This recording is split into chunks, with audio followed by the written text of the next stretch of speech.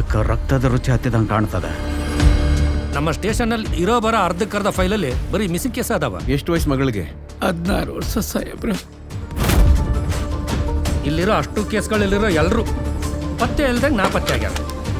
Sir ಬ್ಯಾಡ್ರಿ sir, ನಾನು ಮಾತು ಕೇಳ್ರಿ ಸರ್.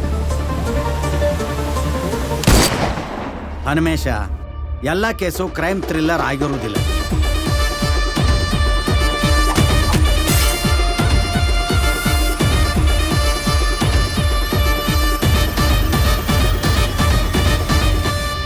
ತಾಯಿ ಹುಟ್ಟು ಬರ್ತಾಳ